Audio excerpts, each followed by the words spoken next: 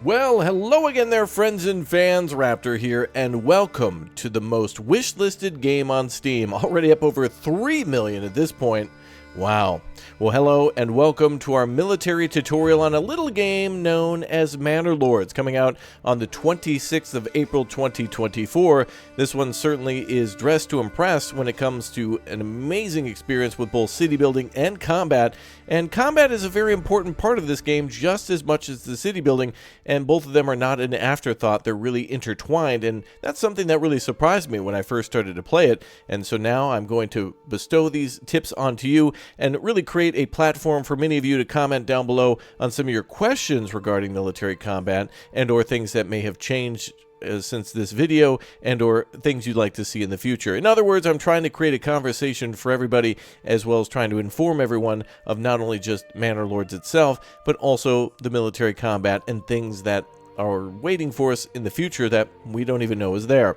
So thanks again to everybody for subscribing to this channel, not for me, but for Manor Lords 2, because of course the more people that find out about this game and also of course this tutorial will, I hope, have a much better time in the game, and or, well, even though it has 3 million wish listers, there's still many more people who will discover this game over the next few years. Modders and other folks who will come along to create content or enjoy it. So thank you very much for supporting me, and more importantly, Manor Lords 2. Alright, let's go ahead and get our first look at military combat and tutorials started right now.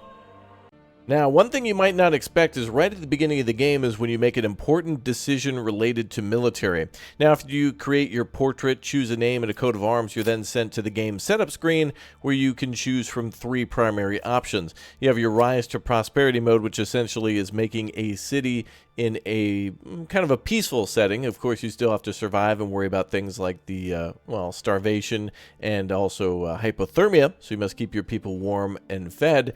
But really the main game mode of Manor Lords is this: restoring the peace, fighting against an illegitimate baron in the north. You're going to have to compete against him and his armies when you try to press claims, and then also of course bandits who will randomly invade, brigands who will try to attack your villages and burn them down and steal from them, and then also of course their camps too. So there's a few things to worry about in that one, but also this game mode, On the Edge, which essentially reminds me a bit of a game called Farthest Frontier, where of course we have to build ourselves a settlement or mini settlements and then defend against constant invasions. But one thing to really pay attention here mostly is down here where there's different types of settings for military, having an off-map adversary, having raider frequency, and then also of course years without raids. Then we have an option for initial bandit camps and then random camps as well. So those are all going to be intertwined into how frequently you will fight, but also armament delivery setting. And this is after you get to your first 5 residential plots and build a storehouse. The king will send over a lovely gift of some shields and some spears, and those will allow you to defend your settlement that way. Now you can always tweak these and essentially kind of have parameters set by the game mode itself or the scenario templates, but then you can change that to be more challenging and or more easy depending on what you want to really have for your experience. So that is a really good way to play something like, for example, the On the Edge game mode against bandits, but do it on the hardest setting where they will come in all the time. You can have them come in frequently, where it says possibly that less than a year between each raid. Imagine that. One comes in the spring and one comes in the fall, and that could be a real big difference. So really fun to tweak around with these, and really something to tailor your experience to how much combat you'll be experiencing in the game and really your survival. Welcome to our first battle, the battle for Goldhof. So we have ourselves a bunch of our troops here lined up on the high ground next to a little stream, or really like a river, and we've got ourselves archers and spears and different troops of footmen type, all kind of messing around here. They'll probably be moving into position shortly, or at least we can get them lined up to fight the enemy. So this is something that's really entertaining and really exciting for a lot of people, is seeing these large-scale battles because they're so well done. We'll kind of get our troops organized here in a minute and go through all that, but essentially the enemy has approached us from the corner of the map here, and we've sent all of our troops to meet them. So they'll be here shortly. It looks like they're equipped with quite a few men, actually. Over 100, I'd say. 36 in each of these groups, so they're kind of, well, not facing us because we just loaded the save, but eventually they'll come over and start trying to attack us. So we've got, wow, yeah, quite a few soldiers here that are going to try to battle it out with us. Now, this is us trying to take this area here of Goldhof. We've challenged this Baron to a fight, and if we hover over this magnifying glass here, we can see where the battle is going to be fought. And we've already arrived here early to take the high ground, and we've got ourselves a great advantage over the enemy. We have our retinue here, these two soldiers of 24, already ready to fight with 115% effectiveness. So very nice. So let's go ahead and go over everything and what we will do to defeat the enemy in battle. So if you're very new to these types of things, essentially one of the wiser things to do, really something you want to do all the time, is keep your ranged units in the back. Here we have light mercenary archers, and also your armored units in the front. They'll provide cover for the units that can attack from range, and these folks are very fast, and they can move around the battlefield quickly because they're just carrying a piece of wood, essentially, with a little few arrows. So these guys are really good at maneuvering around, shooting and scooting, if you will, and so they can take shots at the enemy and then fall back into our lines and then be safely protected. So if we wanted, we can push them forward and start shooting at the guys in the woods here and then fall back to the lines behind the river and then be defended by these mercenary infantry. Now, these guys are a little unorganized, a little messy. It may be from the save, I'm not sure, but we're going to line these guys up right now and put them in front of our retinue. These are mercenaries, so we're essentially paying these guys to fight for us. Their loyalty is not to us, but necessarily, well, not necessarily to us, but the coin. That's a necessity in this day and age, I suppose, as always. So we'll go ahead and put two groups here. There we go. All right, let's go ahead and line these guys up then. So our more valuable troops, our main troops, are in the back. These are the ones that we've paid, and these are not mercenaries, but they're our retinue, our people who eventually are trained and paid by our own treasury. They're from our town, they're our people. So let's go ahead and get all of the mercenaries lined up in front of our knights, who again are locals.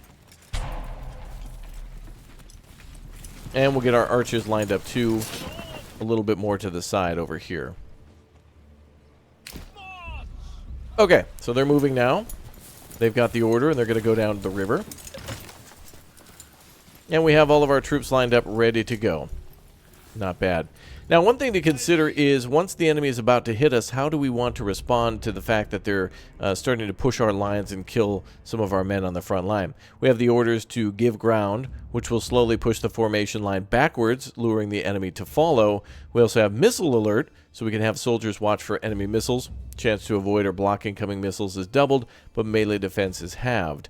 We also have a balance of that, so no bonus or penalties, so it's based on the group's default settings on how advanced they are or what weapons they're equipped with. We also have stand your ground, where soldiers will try to stand their ground. Defense is doubled, but the attack is frequency is halved. And then also push forward. Soldiers try to push forward with their full force. That'll be good for pushing the enemy down the lines. We also have the options to disband these units here, make them go back to whatever they were doing before, either to dismiss the mercenaries so we no longer pay them, or the militia, for example, to go back to their homes and continue to work.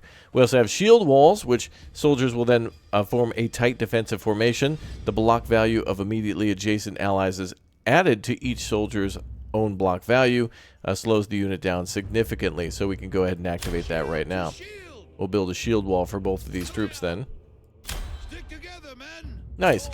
So we're going to hold the high ground. The enemy has to come towards us, and that's what we've decided to do then, is to hold our ground and basically let them hit a wall. Now, the enemy will have to run across all this open field while being attacked by our arrows falling above them, down onto the ground and into them, hopefully. Then they'll have to cross this river, and then they have to start climbing up to us before they even start to do combat. So they could take losses, and then they're going to become fatigued, and that's where our troops will be ready. So under where it says Guardians of Wentworth here, we see our logo, our coat of arms over to the left side. And then we have the option that they're, or the indicator that they're awaiting orders, and we do have the option to have our troops move, where it'll be indicated, or it'll show their stance. Like, for example, here it's balance versus the shield wall that we're giving to the troops in front of them. We also have their morale, which is indicated by the flag there, and almost an indication, too, of the amount of people left in that squad. The less people that are in there, and the more exhausted they are, with the lightning bolt or yellow bar below, the more likely they are to rout or run away and basically not fight anymore. If we hit tab, we can see all the stats for this unit and why it equals to a certain thing. Here we have 111% effectiveness because of cohesion and a few other factors like attack and anti-armor. All that's listed, and if we check the troops in the front, you'll be able to see that they have their own thing here. as well. Now, we've taken a few losses beforehand. There was a battle just before on the other side of the field, somewhere over here. So the enemy was invading with some other force, and we dealt with that, and now the main force has arrived. So a few of our troops are suffering from those losses and some negative debuffs too. So this group's at 106% effectiveness, and they've taken 1 loss. So they don't. I guess they didn't really care too much about that guy. But regardless, we also have the fact that our troops can move downhill too. So that's a plus 7% for the effectiveness for these troops as they're moving to get into position. Now this will help us once the enemy hits the shield wall. We can then start pushing with our push forward and really try to push them back into the river there, and that'll give us a big push in our effectiveness, and that's going to dig deeply into the enemy's morale and whatnot. Okay, they're on their way here. Are they not? No, they're not. All right, it's probably just from loading the save. Let's go ahead and get these troops up here to fire at them. Let's go ahead and run across.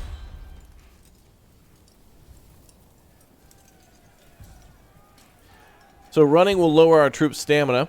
You can see here fatigue, climbing, cohesion. All of it is a negative debuff because we're moving quickly and really not able to fire, and we're just trying to get into position. So all these troops here moving forward quickly, which, by the way, can be observed from our third-person mode. Yeah, check this out. We can move it and advance with our troops and be able to see them. Now, it'd be cool to be able to give orders from this mode, but we cannot give them orders. We cannot engage from this mode either.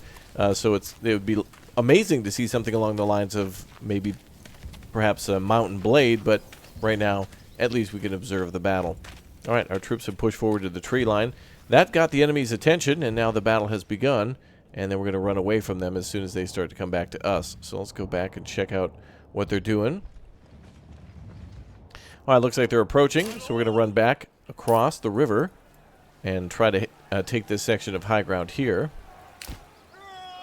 And we're going to try to lure them in. So the enemy has some archers with them.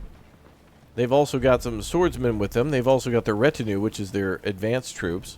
And also some brigands, which are kind of just some ragtag militia of somebody with a weapon can come into the fight. No real organization there.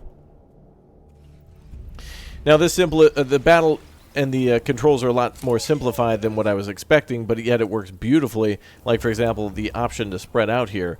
We can have our troops even harder to hit by clicking that as well. And really, a lot of these options are so simplified that it really is just very satisfying to see. Another thing to consider is how wide our lines are, or how many troops deep that our defense will be. And so by clicking and dragging, we can move our troops forward like that, and or backwards, and try to keep that thickness. Now, some of that does matter to where if the enemy kills the soldiers on the front line, they'll then have to worry about dealing with those on the back line. But we can make a large line if we want to, like we did with our archers, and line them out one by one. Or we can shrink it down a little bit. So this time we'll move them up like that. Now there's many different formations we can use for many different units. It gets a little bit more complicated, but we're going to try to keep things more basic here. We're purposely trying to do that. We could also create like a V formation where we could have archers facing this way and that way, almost like a mirrored image to where they can really easily fire upon anything running at them. So that'll be a good thing for us and a bad thing for the enemy. All right, they're almost here. They've moved into a single file line and are pushing forward with the retinue. We're going to go ahead and let our troops fire at will in just a moment, but they'll be able to fire at a closer range. Some of these soldiers actually get different options depending on what they're equipped with. So the shield troops, of course, get the shield wall, and here we have the option to either order our troops to friendly fire at units that might be in their line of sight, possibly hitting them with arrows, or shoot at will, which allows us to more effectively hit the enemy at a closer range, somewhere to medium and close range. All right, well, the enemy is approaching. This will give our archers some time to shoot back. They've got 36, and we've got 30-ish troops as well. 30 out of 36, so let's see what they do. Now, the cool thing is if you save before these battles, they do kind of turn out differently each time. The AI does react and try to do things differently In fact, here, these brigands look like they're going to try to flank across this river and then head into the woods and try to flank our mercenary archers. They might attempt to do that. I've seen it before, and they're quite intelligent that way. There's also a stealth bonus somehow, but I haven't quite figured it out in the game, where troops can sometimes occasionally be given a stealth status where maybe you can see them on the field, but your troops won't be able to, or they're completely disappearing. I can't quite tell what's happening there just yet, but let's go ahead and engage those troops. All right, our archers are firing. Look at this. We got arrows up in the sky. Look at that. Wow. Impressive. So those pointy needles are coming across the river and into the enemy light mercenary archers, I believe. A few arrows hitting there. And they were at 36. And we were at 30, so let's see if we take any losses. We can also see their range with the cone. With that darker area around, you can see what the absolute border is for these troops. Well, we're firing back and forth. I don't think anybody's taking losses, are they? They don't want to cross that river.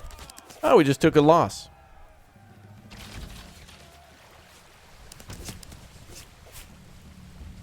Oh, look at that drawing. Alright, now they're starting to take losses too. We're going to ignore the whole strategic part of the game and, of course, the AI freaking out in the background.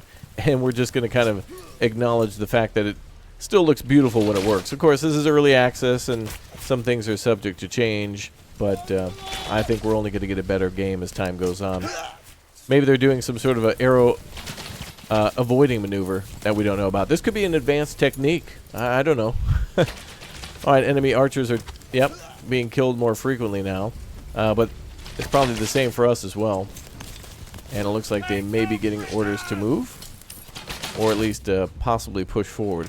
Now our archers are down to 9 and they're probably going to break. Let's see if their morale actually gets them to retreat. Let's see how long until that unit is past their breaking level. So these guys went from 36 to 32, and our archers were probably not as trained as these guys were. But it will be possible in the future of the game to take people in your city and train them for different types of combat. So, for example, maybe being a swordsman, or possibly being an archer, to where, wow, we're going to have a lot of bodies to clean up. So yeah, they can become better and then eventually be a part of your retinue and be recruited in that way. All right, 2 guys remaining. Ooh, and they're dead. All right. Well, I wanted to see what would happen if that unit was eliminated, and they sure were. But now they've got to fight against our main force. So now they're going to switch and start attacking there. And they could, yeah, looks like their effectiveness is lowered because, of course, even though they weren't moving, they were certainly working hard to fire off all those arrows. So that's something they're going to have to eventually either attack us or pull back. Let's go ahead and see if we can do... Oh, we can't do shield walls, unfortunately, I think. We can spread out.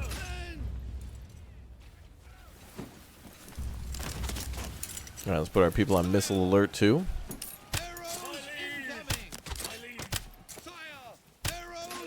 We'll let them wear themselves out. Obviously, with us having the high ground, I don't want to leave. And check this out. Burial detail now has to start burying bodies. Up to 20 of our own soldiers have died, and some of the enemy's soldiers have died, too. The way I understand it currently is that enemy troops that die on your battlefield and or mercenaries that you hire just need to be thrown in a good old-fashioned corpse pit. That's literally the name of the game. And then your troops who die gloriously in battle, who are your retinue or whatnot, will be buried in the cemeteries of your churches. So they'll be given a proper, beautiful burial. So glory to Raptoria for them. All right. Enemies down to 31 archers. They're not really attacking with much. They're actually kind of being smart about this. They're really tempted to advance, but they're not doing anything in terms of pushing us. At this point, too, the enemy, especially if we didn't load a save from before, would be just coming straight at us and would probably perish by not being so smart. Keeping at a distance like this and hitting us with arrows is actually quite smart. But they're not really hitting us. We've got the arrow alert up, and we've also got the shield wall up, so it's really not doing much. They are hitting, and we are taking minor damage, but not by much. Enemy is almost out of stamina. Let's see what happens when they fully run out. And look at this. Another interesting thing to note is that it is now raining. And so the enemy, even though it might not say it here, they're getting a lot of different debuffs. So they've got experience plus 25, but they've got recent losses and fatigue. But also one thing that I've read is that during a rainstorm, either the range or the accuracy, or possibly both, of archers is reduced. They've got a reduced range and a reduced accuracy based on it raining, and that makes sense. They've got to be out of stamina by now. Look at their effectiveness, cutting down to 31%. If we were able to track these troops down or chase them down, they would die very quickly because they don't have a lot of stamina to defend themselves, nor to basically retreat. They're going to have to walk back, and so that gives us a really good opportunity to catch up with them. Now, currently there's no cavalry in the game. There are horses, but no actual rideable cavalry or troops that you can give any sort of role to on that. So it'll be amazing to see that in the future. A great future feature to be able to see men riding on horseback and using arrows to fire off on horseback or whatnot. Maybe lancers and jousting. That'd be really cool. A really cool thing to see. Wow, and look at that. All those arrows coming in too. Is the enemy going to give up? Let's see the battle progress. Well, they kind of outnumber us numerically. Unfortunately, our archers could have been probably brought back this way and see if we could have got them to push up to us, but I think we're going to have to go out there and lure them in. So let's do our shield wall to the road.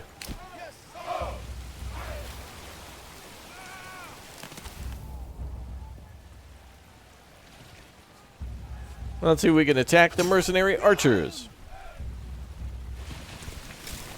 Advance with the shield wall. Just in case they change their target.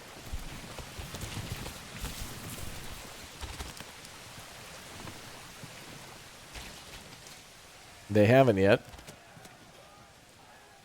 The retinue and the light mercenary infantry is holding in the back. And now let's give ground.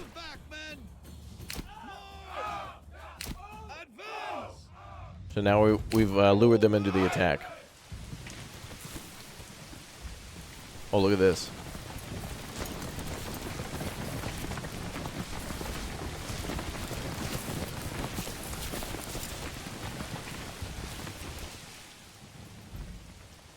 Archers coming forward again.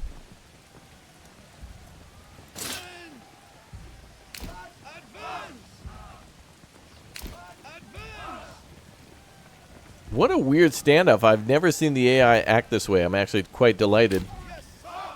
Battles like this are a little bit more clean and a little bit more simplistic, but this is a delight I wasn't expecting.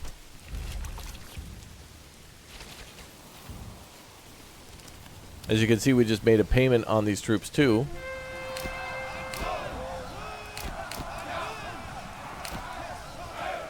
Alright, they're going to hit our troops. We're going to fall back.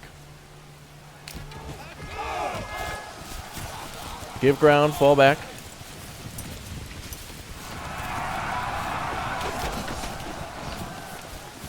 Purposely falling back across the river.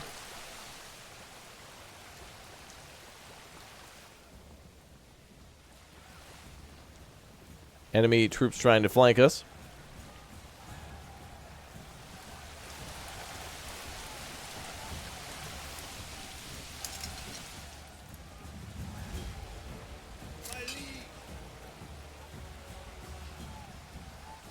We want to try to keep these guys alive.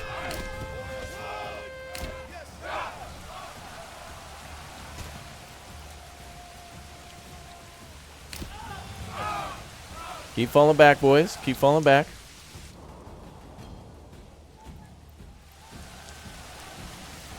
What a strategic battle here. We are taking a few losses. The AI needs to disengage. Wow, this is the coolest battle I've seen so far. Look at this. And look at this. The enemy retinue is now at effectiveness 1%. They're now fatigued.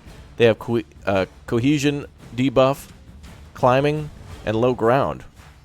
All of that works in our favor. Alright, we have the high ground now. Anakin will be pissed. There we go. They're hitting our troops. Alright, let's push forward. Send in our troops. Now where are those archers? Okay, we're going to have our spearmen go over that way. So the Guardians of Raptoria will move in that way. And we'll go deal with those troops. Let's double time it. Oh, I didn't want to disband them. That's all right. I wanted to disable what they were doing, but that's okay. This will make it for a little more interesting combat, I think. Because their archers are kind of retreating anyway. It's okay. But that's what that does. And actually, it's good to know that we can disband them at any time, because if they're about to rout or whatever, you can basically disband them and send them back before taking more losses.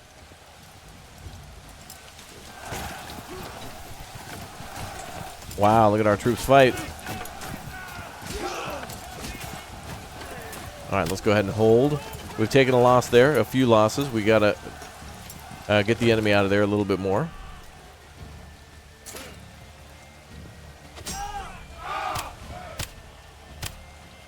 Let's get those troops.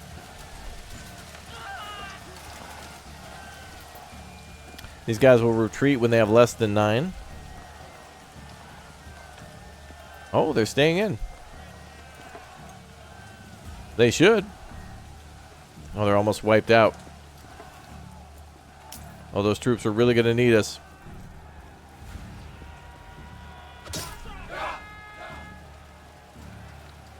Let's get into assist.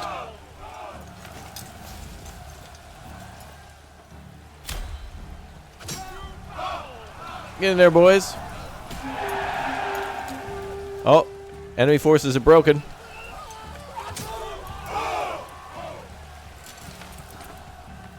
Alright, we got them pinned between two places. Now, this is the messiest battle that I've seen so far. That is really cool. That a little bit of a change and some, a different response from the AI results in such a different battle. We've already fought this battle before in some of our live streams, and we performed way differently, much better even, by holding the ground and, of course, the enemy falling right into our trap of attacking us uphill, and then, of course, hitting our shields and not really having a lot of stamina to push back. Here, we've taken a lot of losses to our retinue, and we're still trying to kill the enemy's retinue, too. But amazing that these troops have almost been basically destroyed. Their combat effectiveness is 61%, but the enemy's retinue is only 1. And enemy brigands are probably... Oh, the archers coming out from nowhere. Ah! And we can actually see the stealth marker here. I'm not exactly sure what this means. We can clearly see them. We know they're there. The game has alerted us to that the enemy unit here has been spotted. But I'm not sure exactly what it means. We can see them. Perhaps they have a... I don't know, some sort of a stealth thing where our archers can't hit them back or something. I'm not sure. I think one of our retinue was just destroyed. This is amazing. This is a much higher difficulty than I was expecting. And enemy has been broken. Look at all the bloody fighting there. This seems more realistic, by the way. One of our retinue completely eliminated. And now we're going to push these troops forward, too. They're going to be exhausted, but the archers shouldn't be too much of a hard fight. That's cool, man. That is really cool. This is what you want in a medieval battle. Check this out. That is amazing. Now, again, usually the enemy AI is a complete pushover, but because they didn't really attack in the way that I was expecting, this was much different. I tried to do my best, but I'm actually happy that we took some losses because it shows that not everything is too easy and really comes down to tactics and strategy, which I think is a more important factor than numbers and, like the how things will play out in a spreadsheet. All the things like, for example, seeing the effectiveness and the recent losses and moving downhill, all those bonuses. That's important to know to give your characteristics of what's happening in the battle to your soldiers and vice versa. You know what to expect, but oh boy, they're about to hit. Hold on. And there they go. All right, no running. And the enemy's retreated. And we've won!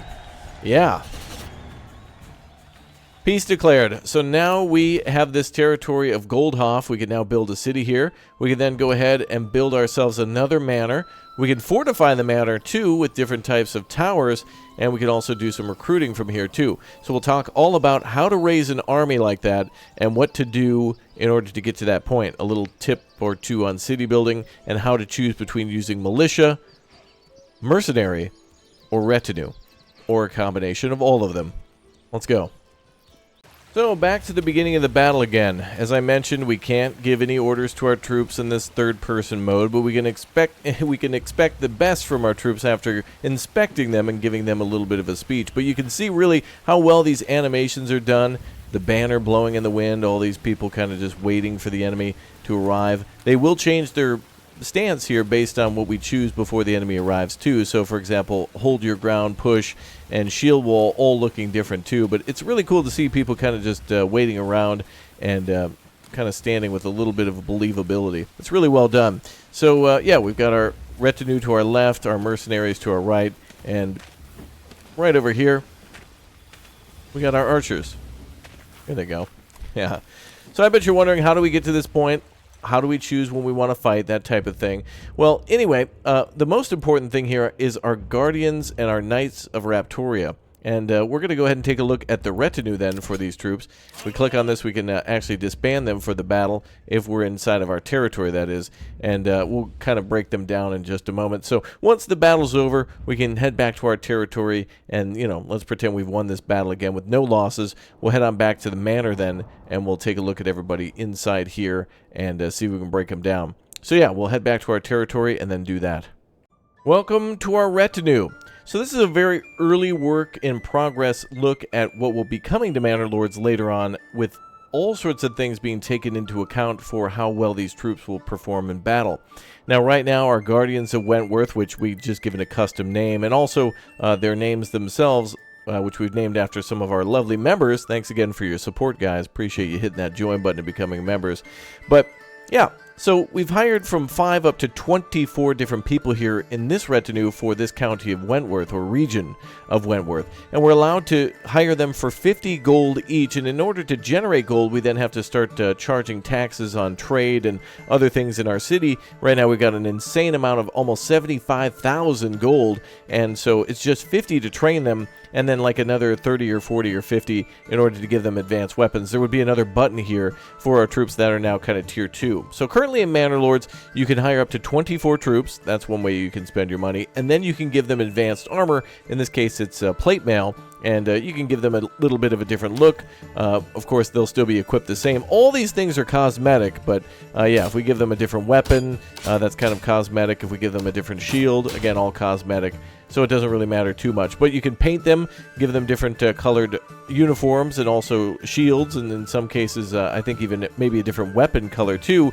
And this will all be customizable in the future, to where their kills will be documented here, how many foes they've defeated in battle. That will then give them XP or expertise, which then can be spent on other things up to tier 4. So maybe things like a reduction to fatigue, or an increased output of damage, or less damage received, that type of thing. So there could be armor bonuses and other things that would help each in every individual soldier in the retinue per like squad over the course of like the whole county or the whole region or the whole map, that kind of thing.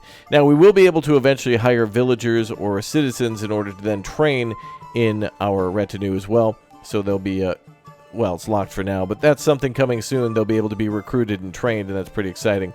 Now I hope for an option in the future to be able to change all of our troops, like for example having one just be a spearman with shield, and then also another group maybe be archers. But for now, it's kind of a mix of men-at-arms. So we've got ourselves foot soldiers with shields, and also pole arms and other things like that. And it doesn't, again, change the battle too much. It's all cosmetic. So the difference between somebody with a sword and somebody with a pole arm or a spear or whatnot doesn't really change too much. It comes down to two things: numbers, and then also their armor. The two ways you can spend money the most, but then also the tactics of how you use them, like if you're on the side of a riverbank. I'm still really happy with how that went. So here we have ourselves a manor, and I'm still trying to figure out how the manor will exactly work for defending. Now, one thing I tried to do is I actually cut down an entire forest up here. This used to all be forested, and I turned it into a fortified manor, and I added a bunch of towers around it, so that way if the enemy ever attacked me, this location is pretty damn centralized in the whole of the map. Really, I think the dead center is around here, but that's kind of lower ground right about this point. And so, actually, there's a little inn over here somewhere, too, which is pretty cool. But anyway, oh, looks like the asset deloaded. That's weird. Anyway, yeah, so we got our manor here. I tried to make it so that way they would try to attack the high ground and we could hold that, but I haven't been successful in that yet. And we've also made a bunch of towers, too, and if you try to place the towers via the castle planner, it'll actually say something along the lines of provides 10 garrison space. Garrison units and villagers will shoot projectiles at approaching enemies. So I don't know if we have to sound the alarm and have a militia go in here, or if it's automatic. I'm not entirely sure, but it really looks cool. And it does answer the question of, well, wait, we have a wooden manor with just wooden walls and wooden towers. Like, this is just kind of a, I don't know, a boring old fence with some wooden towers. Well, the fact that it's called castle planner and that it actually shows what looks to be stone towers and a keep and a gatehouse is pretty promising for what will eventually come to the game. Now, will we see full-fledged fortifications? Will we see, you know, moats, and will we see like pitch and whatnot where they can burn the enemy's approach, that type of thing, boiling oil? Maybe. That's something that could possibly come along, as well as sieges and whatnot. Also catapults and other weapons to support that, but cavalry, at least at this point, is confirmed. So each of these manors that we built here and also over here go to contribute to those 24 troops that you saw in each squad from before. So a total of 48 so far, with another one being planned very soon. So we got 2 manors going. Every time we build those, again, a very important thing, it adds more to it. We got a new town going over here so far, but not yet big enough to be able to build another manor. We haven't gotten around to it yet. But once we do, we'll add another 24 troops to our retinue. So that's pretty exciting. And take a look at this town. Wow. Let's get in there with a cinematic view, shall we? That's going to be cool. Now, I know you're all here for the combat, but honestly, Manor Lords is one of the most beautiful looking games that I've seen in a very, very long time. And as we fly in now to the city with manors and such flying past, you can't help but admit that this is really just an incredible treat. And those fall colors, even better. So we got to talk about how cities are important to your military. Now, your first line of defense should be your retinue and also a militia that you can, rather, mercenaries that you can hire before you get to the militia. Now, of course, militia are people who will basically lay down their lives and die for their neighbor and their families in their towns by going to war with any weapons that they can get access to. So if we were to hire mercenaries, for example, we can go here to this menu. We can actually choose to hire more mercenaries, and here we see a flock of crazy geese. We can see what their breakdown is. So we have light mercenary infantry, we have light mercenary spearmen, and we also have light mercenary archers. And those three, of course, are different types that we can hire for 90 gold or treasury paid for each month of service. So we could hire these troops for a long time and clear the map and go to battle a few times if we wanted to make sure they're prepared in the precise location. So that's part of it as well. They'll arrive here at Medvedi Mesto. For those of you who know what that means, shout it out down below if you're familiar with that one. But anyway, we can hire these folks with the treasury money that we find up here, and that is again taxed by what is coming in for our regional wealth. So the way that we run our cities and the trade that we do will allow us to take a little off the top and then use our manors to start funding all of those troops. So another thing to note is that if we have a really good retinue and we need more troops in advance to that, we can hire them all through taxes and whatnot. But we also have our last line of defense, which is our militia. Now, our militia can go and run to storehouses to pick up any sort of weapons. Here, wow, look at that. We've got an incredible amount of weapons. We have 0 sidearms, but 1,200 war bows, which I'm basically just selling. I've made so many, I don't need them. And this is how we're funding the whole city, is basically by selling shoes and war bows, to which I've got too much. I've actually built up to 4 different trade depots, employing over, 8 horses and I think another, I don't even know, like 20 plus people, and it's still not enough to export all these goods. Now, we also have 10 small shields, almost 500 large shields, 20 spears, and then, of course, we got helmets, mail armor, plate armor, gambesons, and pole arms. So all of those are things that our people can use, except for some of the things like mail armor and plate armor. Now, here we have a few different homes in the game. You can kind of see down here these Burgage Plot Tier 1s, which have a little farm action going on, right? We got some orchards here. We got some chicken coops, some goats, and some other farming going on, too, of vegetables. And these are kind of, the serfs and the peasants and the poorest of the poor. But I wanted to make sure their houses looked like this to kind of get that point across, too, that these people were just working off the land and essentially worked in these large fields in order to help feed everybody in the city. Although it's still not enough. We're going to have to do a lot of growing on that one. But anyway, here we have the tier 2 burgage plots that kind of look a little nicer, but yet are still rural. And up here, we've started to see tier 3. Now, the thing about these tier 3 homes is that tier 2 and tier 3 can be assigned for particular jobs. So right up here, for example, we have these two houses being Fletchers. Now, these guys can actually produce weapons as well as go to war too, and they'll bring some of the better weapons along with them. So we can actually see, unfortunately, they're only making one thing at the moment, so we can't switch between them. But if we take a look at the joiner shop, these guys here are also important for our military. Under general, you can see that we can make wooden parts, which could be used for catapults or something in the future, or maybe mill parts or whatever, but also small shields, and what they're making now, large shields. So again, we can export a huge number of items to import things that we don't have yet. For example, we can give all of our shields to troops and then import weapons with the sales of the remaining surplus. So we can import pole arms, for example, without having to make everything. We can quickly assemble all the weapons we need through imports and exports rather than trying to make each and every individual thing. It will save us a lot of money to do that, but it'll take an insane amount of manpower to do that. And so, yeah, these tier 2 homes and tier 3 homes can basically be assigned a different type of way to make weapons. In fact, I'm going to try to see if we can find an example for this. Here in this drop down, you can see there, it's called the Fletcher's Workshop or the Bowyer's Workshop. And then also we have the ability to make armor. We also have the ability to use a blacksmith to also make weapons. So you can see their tools, spears, and sidearms. And some of these can only be built in these plots. So you can't just build a separate building like a smithy or a blacksmith. They must be built at these homes in order to, for people to do the work. So we do have a smithy over here, and the smithy, we have a bloomery too, a couple of them actually. And the smithy, which I think is right there in the back, yeah, right here, is only making tools, and I don't think we can do much to change that. Here's all the people who work here, and that's basically it. They take iron slabs and maybe some coal or firewood and turn it into tools and ship it out. And that's as far as the extent of their job. So it takes a more skilled artisan at tier 2, or more importantly, tier 3. Now, the advantage of these skill 3 plots, or the tier 3 plots, are that they hold a lot more people too. This actually has 2 homes on one plot through upgrades, and so you can see it has 4 different families. So all these people are working in that industry, which gives a ton of bonus to it. Some of them would say they're farming, or that they're smelting, whatever. They're all doing all sorts of different things, but primarily they're working and living here, and that's a big benefit to us because, of course, they're producing Actually, they're not producing anything because they're not assigned yet for a specialty, but yeah, if we take a look at the cobbler across the street, yeah, you can see the people working on that. So they're basically selling shoes and bringing it to market, that type of thing. So, in other words, the better these homes, the higher level in which they can hold these things. So, as it says here, level 3 burgage plot generates 2 regional wealth per family per month. Required to raise the settlement level, adds living space for 1 additional family, and families with 4 plots living space expansion. Residential requirements will increase if we go up to level 3. So if we go up to level 2, from like the standard farmhouses here, it'll actually say level 2 burgage plot generates 1 regional wealth per family. So that, again, is the taxable income that we can put into our treasury.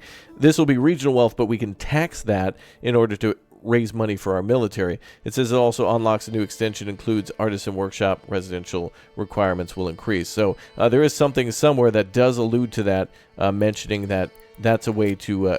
there's a whole help subject thing here that talks about it, where higher home levels will give you a lot more military options. So that's really important. So yeah, it is an incredibly easy way to make money in this game now. I'd say almost too easy.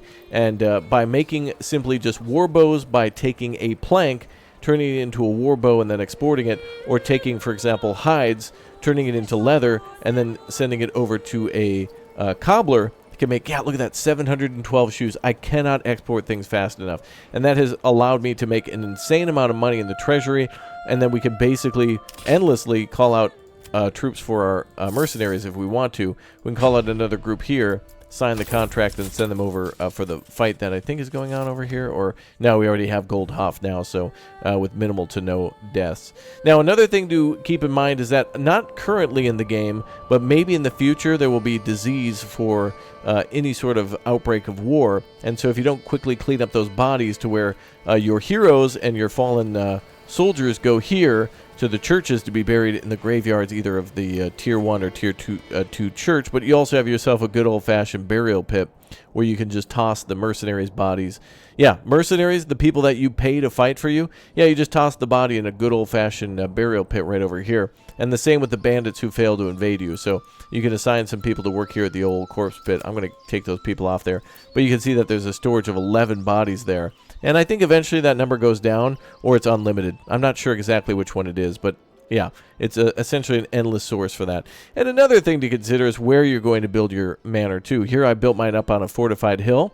So we've got ourselves a cliff, not really easy to get up there. And then we've also built a wall around our manor. Now again, I've never really seen the enemy attack a manor like this, but if you put your manor strategically in the way of a city, they might have to come over to you. So the manor, I don't know if it'll ever get attacked, but certainly through the castle planner with it literally saying that it helps to hold garrison troops can only make me believe that that is the case. So yeah, good times, man. Good times. What a beautiful city again. Take it in, because that is gorgeous. Look at that. That's what you're fighting to defend in Manor Lords. Yeah, absolutely. Wow. Well, welcome to a brand new game mode in a brand new map. We haven't shown this one off yet before in the channel, except for in live streams. This is on the edge, or really over the edge. The enemy's going to set me off that way for sure. So here in the town of Stodoni, we have ourselves a small little settlement with a few Tier 1 plots that are starting to be upgraded to Tier 2. And we're doing the same thing I mentioned before, building the cobblers, right? And trying to get the Fletchers to export things for a great amount of money. Right now we're very poor though, and we've got the basics set up, and we just finished building the manor. Now the cool thing about the manor is that the manor and the garrison tower can be separated, and they can actually kind of expand the area around it to where you can build a much larger wall. And many players will ask, can we fortify our cities? Can we build walls? The answer is yes, but the answer is also no. The manor can be placed inside of the city where you plan to build the city in the future, and you can then expand the walls around it by kind of doing a little bit of cheese. But my biggest problem with that is, as far as I know, you can only have one gate for your manor, so it might strangle all the traffic in and out of your city, and it would be nice to be able to have some sort of a system like that optionally. Now, another thing is, I'm sure some of you are already screaming at your screens about the gridiron. This is an actual planned experiment. I'm trying to build some of these cobbler shops and burgage plots in square formations so I can try to get the most amount of people in the smallest amount of space, like you would in a gridiron, but trying to get everybody up to Tier 3 and defend the settlement a little bit better. And this will help us to get more homes Tier 2 and Tier 3, which will allow me for a higher population, because I want to try to defend with the militia here. So this is a much harder scenario where we're going to constantly be attacked by bandits, and I'll show you them in a minute. But I'm trying to make it so that way the people have better weapons based on their higher veterancy. And so upgrading these and trying to pack as many people around the church as possible helps us to maybe defend it by keeping the footprint of the city smaller, and also, of course, to make it so the most amount of Tier 3 buildings can fit in these spaces, and getting our population up that way. So a lot of people in a small space who are very highly skilled, that's going to be a damn good militia. Now you can still see I tried to keep the whole flow and the organic feel of Manor Lords here, but that was just an experiment from the previous city you saw, where the, literally the market square is square, and same with the area around the church. Now that we've got all this money coming in, or we will very soon, it's been set up pretty well. We've got ourselves horses going out to trade. Where does all that money come from? Well, we're going to export goods, and then it'll be brought back here. And then, through our manor, we can actually start charging some taxes. So now that this is complete, we're at 0% now, and I want to get the population up a little bit more, but eventually we should be able to charge people a land tax, and also we can donate food to the church, and that will give us influence too for claiming other regions in that previous game mode. And there's some other things. Some of these things are not complete. Influence is kind of a little light start, and I haven't seen anything for King's Favor or Royal Taxes yet, so some of those things are still to be in the future of the game. And in fact, it does seem like there'll be a crime and punishment, or maybe a guard situation to the game in the future. Once you build your manor, your public order goes back up to 100%, but I've seen things like public drunkenness or drinking take away from that. And it does seem that if you keep your people mad enough for long enough, they'll actually turn to banditry. So your city itself, depending on how you manage it, could become a problem of killing itself by having so many people dissatisfied and running out into the woods and becoming bandits themselves. Well, speaking of running into the woods, we do have bandits out here to where we can actually conquer their camps and make a lot of money for it. Here we go. So once we get ourselves a army that is good enough to fight a militia and also maybe our retinue, this would be a great target to hit. Now there's probably about, let's say, be on the safe side, 20 enemies here. It'd be quite wise for us to try to attack with as close to double of those troops in terms of militia, or some retinue as well of the equal number. And once we kill all these guys, we'll gain influence for that, for clearing the area of bandits, which is good for that restoring the peace mode. But also, by destroying this little tent here, if we have our troops come up and destroy it, we can send actual money to the treasury, which helps us to recruit more men-at-arms and makes it easier. It's an exponentially easier thing. Or we can also send it to the town treasury and start building some other things, regional wealth. And then once we do that, we can tax that as well. So there's two ways to get all the money for that. Now, one thing I've noticed is if we actually claim these regions, the enemy will stop popping up in these areas. So they won't necessarily attack from these small tents here. They'll attack from off map. So we should have an attack coming maybe in this next year, maybe in the summer or the autumn. But all these camps here essentially kind of calculate this thing where they'll steal from you. So the longer that these bandit camps are around, they'll actually steal supply from you, and will bring it back to their camp, and you just simply don't get it. They'll steal things like shoes and bows and other things like that. I don't think it actually makes them more powerful in any way. It's just kind of an annoying debuff or a system to make you want to go deal with them. So right now there's 3 camps on the map, I believe. 1, 2, 3. Yeah, 2 in the middle there, 1 to the lower left. We can make it up to 5 or more, and as we clear these camps, they will return. So it's a good thing that you can do every year. Go out and clear out all the camps, especially at the start, to make enough money to grow your retinue. So that's a really good way to be able to gain a bunch of cash and build out your retinue. And really, I can't stress to you enough how important it is to build like a second village ASAP, and then try to get your manor up for that. Now, going back to the castle planner real quick, I just want to showcase this and show how it's all done for building. Here we have ourselves walls and gates. I won't be able to build the castle at the moment because we're lacking some planks, but as you can see, we can actually build a little the fence across the road, and then we can kind of build a node section to where the actual fence will curve. So, and we can build things kind of shaped more oval-like, but we can also build things in a circle. Not really easy to do it in a square. I don't think there's an option for that. I'm haphazardly putting this together just to show you what it'll look like. And then we can also add outer towers to that. I would have had to have clicked commit there, but we didn't have the materials. So once you build the wall, then you can add towers to that as well, and ta-da. There's also a tax office, but it's cosmetic only and under rework right now, so you can still deal with the taxes by clicking on the main building here. So what I would recommend is, for a cost-saving measure and to get you an army as quickly as possible, build the manor and the garrison tower first. Build those things first, then worry about the walls and the towers, and kind of think of them as more cosmetic. I haven't seen them work yet, and they don't really defend anything at the moment, so it's a pretty good idea to do that and make your walls your shields of your troops who you have in front of the enemy. Your army should be your shield, essentially. So not bad. So again, this is that new game mode. A lot more attacking going on here, a lot more invasions. We've been successful so far without taking any losses, but how long will that last? I'm not entirely sure, but it's certainly cool to see. Alright, welcome back to that other map. This town is growing up real nicely here, but I wanted to just showcase how the militia and how calling out troops work for your first battle. So when the enemy approaches, and let's just say again you have those 20 swords and shields down here, you can actually, your retinue will be there by default once you build that manor. But if we click on create new units down here, we can actually see how many weapons we have and who can use those weapons. So we have 306 able-bodied men, sons and fathers ready to rock, and so they can actually be recruited into being militia footmen. They can be spearmen militia. We can also do pole arms and also archers. So we can pull as many people as we want here, 36 people in that unit, and we can also grab ourselves some spearmen, and then we can also grab a group of footmen too, and we'll just kind of keep mixing it up a little bit up to our maximum, which I think is 2, 4, 6 right there. I think we can pull 7, but I think we're out of weapons and whatnot. So when we pulled everybody together, we can tell everyone where to go, essentially, and so we can rally the troops here in front of the manor, and we can go ahead and tell everyone just to meet us up here.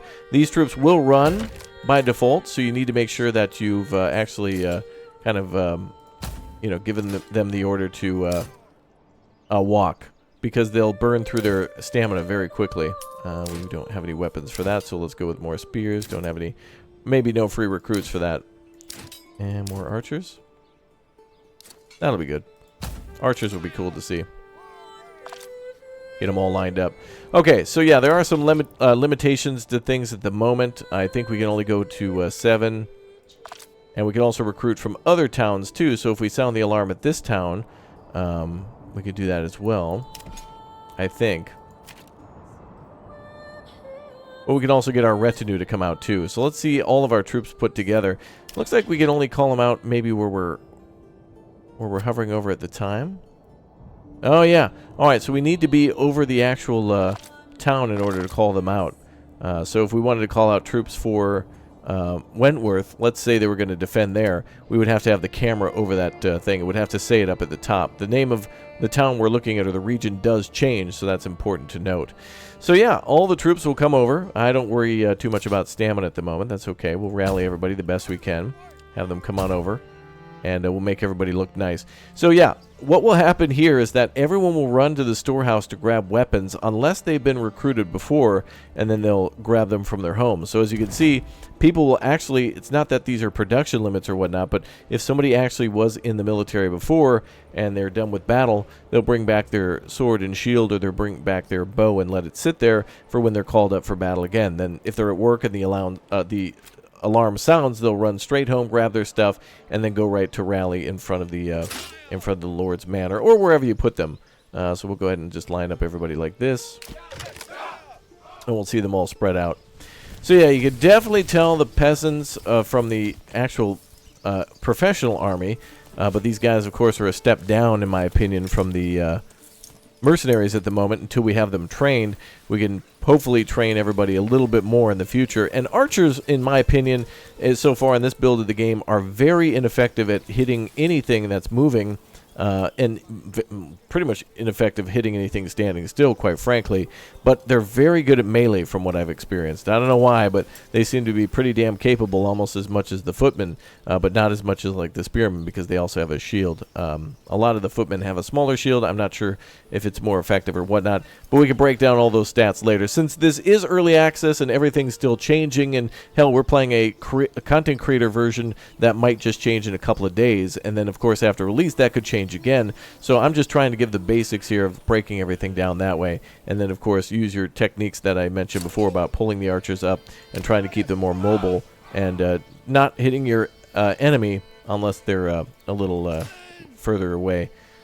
In other words, don't do fire at will, or rather friendly fire, I should say. But actually, these troops don't have that option to, they have the shoot at will, but not the friendly fire option. So the more advanced troops will get different techniques. Like, for example, these troops can stand their ground, but the mercenaries were the ones able to do the shield wall. So that's kind of interesting that our retinue might be able to do that too. I guess not. But yeah, they're all a little different and pretty effective in what they do. But, you know, these guys could be better. But numbers will win the battle. So 36 times 3, somebody's going to die from all those arrows for sure. And our retinue should stand tall. And here comes the other troops as well. So again, look at their climbing, -2, fatigue. Yep, they ran all the way here, so they're not going to be very combat effective. But, you know, in a pinch, if you needed to arrive somewhere quickly, your troops will regain stamina from standing still. So if the enemy is expected, if you've been given alert that they're on the other side of the map, you can have all your troops run somewhere and then just stand around for a little while, and they'll regain that stamina. It would be cool if there were some other things to assist that, like being able to build tents or something like that. But once they reach the top, you'll see them regain their stamina, and that's pretty cool too. I like it. It's a good thing. It's a nice little touch of stamina, fatigue, and recovery that way. So once they stand still, you'll see them go from 1% effectiveness very slowly all the way up to 100% and above. So right now they're standing still, so, you know, went from 1 to 11 to 27, and it'll keep increasing. So yeah, pretty tough troops though, and a very, very fun part of this game. It certainly adds a lot of spice to it. To prepare for battle the whole time would probably tank your economy. So focus on the economy, and the military essentially will take care of itself. Pretty cool, man. Pretty cool indeed. So those are some of the basics for combat and military preparation in Manor Lords, with a lot more to come for things like cavalry, and of course a lot more tips and tricks that we have to learn in the full early access version on April 26, 2024. Just wanted to thank you guys for all your support here on the channel, and certainly covering things that I may have missed, asking questions that you find to be something that you would like to see more explained, and or helping to answer other people's questions down below. It is a very heartwarming experience to see so many people using this channel to help others and also to spread awareness of how to play certain games and really what to pay attention to when you're trying to do something else. There's many more tutorials for Manor Lords here on the channel on how to set out your first or set up your first city, survive your first winter, farming, and much more. And though it sounds boring, all these things together really make for a very good experience on the battlefield. So I'll see you all in the future for more Manor Lords here. Don't forget to subscribe, and I'll see you all next time. Goodbye, everybody.